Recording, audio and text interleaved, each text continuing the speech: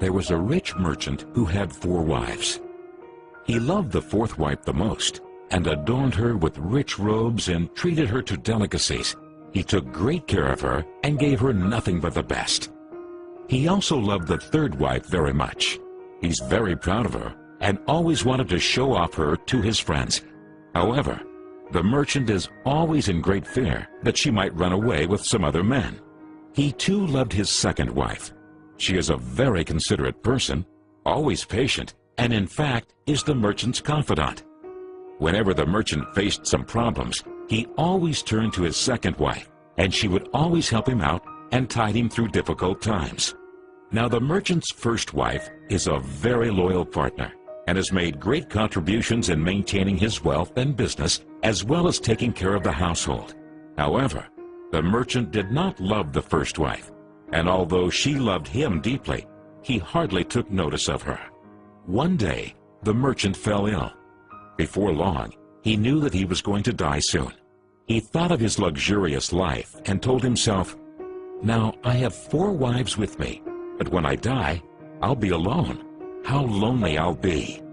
Thus, he asked the 4th wife, "I love you most, endowed you with the finest clothing and showered great care over you. Now that I'm dying, will you follow me and keep me company?" "No way," replied the 4th wife, and she walked away without another word.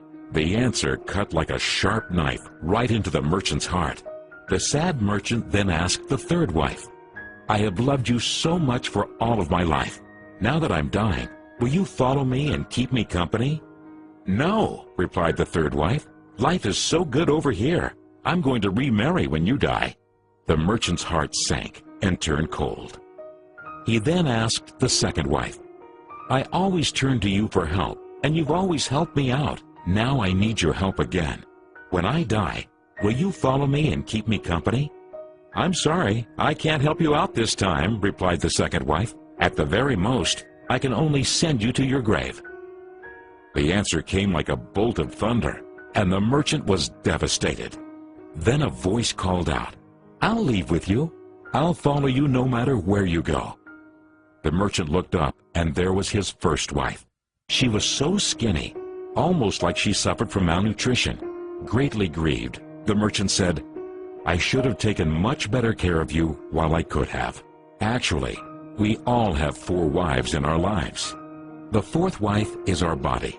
No matter how much time and effort we lavish in making it look good, it'll leave us when we die. Our 3rd wife? Our possessions, status, and wealth. When we die, they all go to others. The 2nd wife is our family and friends. No matter how close they had been there for us when we're alive, the furthest they can stay by us is up to the grave. The 1st wife is in fact our soul, often neglected in our pursuit of material, wealth, and sensual pleasure. Guess what?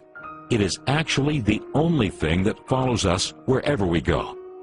Perhaps it's a good idea to cultivate and strengthen it now, rather than to wait until we're on our deathbed to lament.